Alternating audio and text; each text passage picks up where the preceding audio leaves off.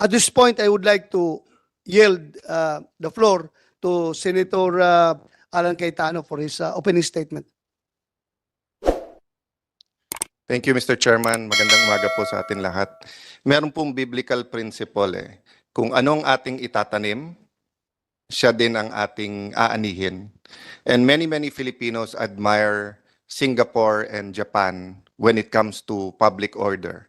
But what many Filipinos do not see, and even ako po, it's a recent discovery talking to a group in Singapore called Gatekeepers.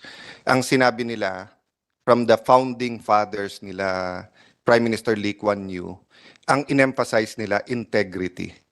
And you know, after researching integrity, and a friend in Cebu, Keith and Michael Lin said, quoting C.S. Lewis, integrity is doing the right thing when no one is looking.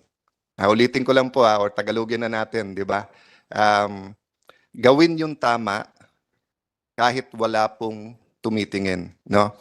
It's unfortunate that in the Philippines, nangangailangan pa ng crisis, whether it's sa bigas na nagkaroon ng crisis at may problema sa presyo bako tayo magkagulo lahat to find the solution, or whether ito pong safety, very simple, very po basic na pangangailangan ng ating kababayan, yung safety nila sa kalye, no?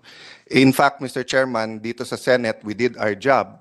Yung bill po ni Senator Pia na Walkable and Bikeable Communities Act, Safe Pathways. I think Senator JV, who's also very much into transportation issues, no? Last year pa, September to napasa.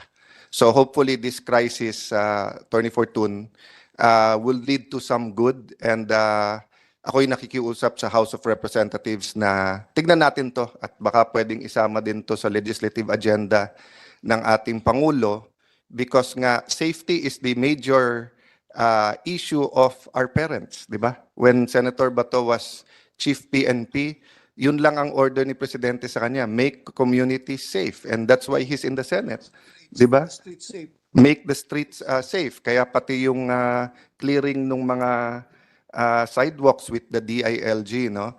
Alam mo, 30 years ago, nung unang nagka-programa ang aking ama sa radyo, ang sinasabi niya parating, huwag magpaapi, alamin ang batas. On that point, it's just sad that 30 years later, many people still naaapi at naabuso simply because we don't either know our rights or we don't assert it. So on that point, I'd just like to thank all the NGOs that are here today, all of you who took time off from your busy schedules to fight for this, to fight for people who are cyclists, people who are pedestrians. Of course, Attorney Fortun, yes, you are a litigator, yes, you're an activist, but you went beyond the call of duty on this. Personally, I don't really believe in bullying or bashing sa internet. But there's a line between bashing and bullying, and there's a line na gamitin yung internet para pumatas yung laban. Actually, kung wala yung video na yon at wala to, many more incidents like this na talagang abuso, palakasan ang mangyayari. So, of course, we're still waiting for some of the witnesses, no, or the key witness.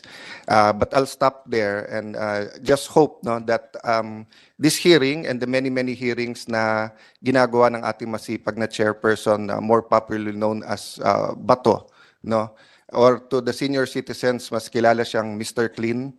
Hindi na kilala ng mga bata yon. But talagang intentionally binanggit ko yon kasi nga integrity. So it is my hope, no? It's my prayer na God willing, yung personal integrity natin, institutional integrity natin, yung integrity ng mga bata. So sana po pag nangyari to ulit, wala man huhudyat, no? No one will have to tell you.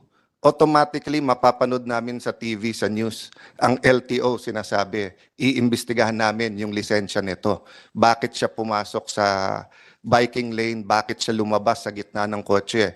Firearms explosive office, automatic, no? You might have done it, I don't know. No, ilalabas pa lang yung facts sa hearing. I'm just saying, we cannot always rely on a Attorney Fortun or on the NGOs to come forward. Diba, tayo yung nasa gobyerno, dapat tayo naghahanap ng problema. Usually tayo sa gobyerno ayaw ng problema. Kaya lang pumasok tayo dito eh. So dapat baliktad yung attitude natin. Napanood natin sa internet, napanood natin sa news, nakita natin sa CCTV, oh, problema. Ako solusyon dito. So LTO, you cannot solve everything, but calling him out as a driver is a giant step. FEO, you cannot solve everything. But calling him up as an irresponsible user, I mean, marami sa amin senador dito may lisensya sa barel. 'Di ba? Apektado lahat ng may lisensya kapag may isang abusado. So let me stop there and thank you very much, Mr. Chair. And of course, thank Senator Jinggoy for his privileged speech. And I think Senator Pia nasa SET lang, but they'll be joining us. And Senator JV. Thank you, Mr. Chairman. Thank you, Your Honor. Senator Alan Cayetano. Kung lahat ng tao sa mundo merong integrity, hindi nakikita yung nagbibinta ng CCTV. No? Hindi na tayo bibili ng CCTV. Dahil lahat tayo ay may integrity. Nagsasabi ng totoo. Wala na tayong i-review na footages kung may integrity tayong lahat. So, with that, I would like to give the floor to Senator J.B. Ercito. You have the floor, Your Honor. Yes, thank you, Mr. Chair. Good morning, everybody. Magandang umaga sa lahat. Chairman Senator Bato de la Rosa, Senator Alan Cayetano, sa ating mga resource persons, magandang umaga po. Siguro kung merong isang talagang apektado rito sa nangyaring insidente, siguro ako na yung isa rito dahil ako po ay bike to work every day. No? Yung halos lahat, Mr. Chair, lahat halos ng nakikita natin sa kalye, no? Dahil ako yung isang biker, nagbumotor din po ako, nagdadrive din po ako ng kotse, at ano rin po ako, licensed gun owner. So lahat ng issue dito, medyo ako po ay concerned din. No? Minsan kasi pag nagbibisikleta po tayo, lahat po nakikita natin eh.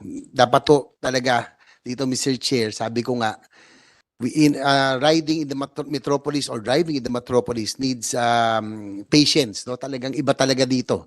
Dahil dapat intindihin po natin, ako mula nung nagbisikleta ako, nagmotor, pag nagmaneho ko, naiintindihan ko na po. Pag nakita ko ng nagbibisikleta o nagmomotor na nagdi-deliver, lahat po yan may pinagdadaanan. No? Lahat po yan may challenges sa kalye. Sa kalye pa lang, napakahirap na eh. Yung papunta lang dito sa Senado, Mr. Chair, yung araw-araw na dinadaanan ko, laging hindi madali. No? Hindi, we have to accept na hindi pa talagang safe yung ating pathways. That's why, as mentioned by Senator Alan Cayetano, yung kanyang kapatid, Senator Pia Cayetano, one of the most our resident athlete and avid bikers, already filed a bill on safe pathways. So sana po matuloy nito na kung saan lahat ng gagawing kalsada ngayon, kompleto na, may sidewalks, meron pang bisikleta, meron ding pang motor para hindi na magulo. Kaya lang, Mr. Chair, kailangan, sabi ko kanina, bawat isa dapat iniintindi natin, no? Lalo na yung mga nag-bike to work, mga nag-courier, nagtatrabaho yan, lahat yan siguro pagod na. Talagang pagdating lalo ng lahat umiinit ang ulo din eh. Kaya kinakailan extra talaga dito. Kumbaga yung patience. Papunta lang dito, Mr. Che, muntik na rin akong galing ako na pauwi, papasok, naglapso ako dali sa MOA. Kung ipapairali mo yung ulo, marami kang makakaaway talaga. Eh yung kakago pa lang, nakabusina na, talagang init kagad ulo mo eh, di ba? Pero natuto na rin ako, Mr. Chair, na magpasensya mula nung ako po ay nagbisikleta at nagmotor. Kaya lang, siguro, gaya ng binanggit niyo, Mr. Chair, ang maaring may mali si Mr. Banjola noong una, nagay namin niya sa isang interview, pero ang pinakamali po rito ay yung pagpaira ng init ng ulo ni Mr. Gonzales. No? Sana po dumating siya rito mamaya. And we want to find out also from the PNP na ano ba nangyari sa responsible gun ownership. Dahil ang pagkakalam ko, Mr. Chair, pag ikaw ay binigyan ng license to carry firearms or to own firearms and especially permit to carry firearms outside of residence, dapat may psychological test yan. Dapat sinicheck yung anger management. Eh mukhang sa tingin ko, mukhang base sa mga impormasyon na nakalap natin, baka mamaya tatanin ko ang barangay nila. No? Mukhang may anger management problem. Ito si dating police na Willie Gonzales, ang dami ho niyang kaso, no? Doon po sa barangay. So, siguro in aid of legislation, Mr. Chair, that's what we want to find Senator out. JB, just to interject, hindi lang barangay ang kaso niya. Sa PNP, ang dami niyang kaso. Oo, ang dami.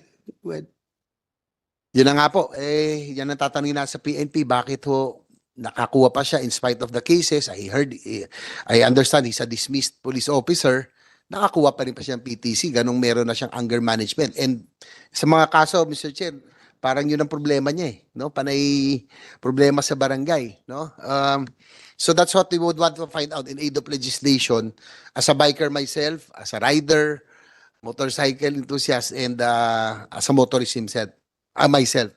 Andito na pala si Mr. Gonzales, Mr. Chair. So with that, I would like to terminate my opening statement and go straight to the questions and hear from the respective resource persons. thank you, Senator JB Ejercito. Meron, dyan ka na. Sige, sige. Okay na? Sila, but within your visions and sense, Okay, okay, okay. baka makalimang mag-out pa sila. Senator JB, yung panahon ng pandemic, everyday ko inaakyat yung, every morning ko inaakyat yung ribbal, yung Palace in the Sky. Every morning yan, walang ginagawa eh. Pero ngayon, medyo bumagal ako sa bisikleta dahil nakakatakot, ang dami na sasakyan. Ang dami na sasakyan, kaya pag mayroong magandang lugar, magbabike ako. Pero mas maganda motor. Yung big bike natin, at least kung banggain man tayo, mas malaki yung panangga. Comsec, please administer the oath to all the resource persons present today. Thank you, sir. Isahan na lang.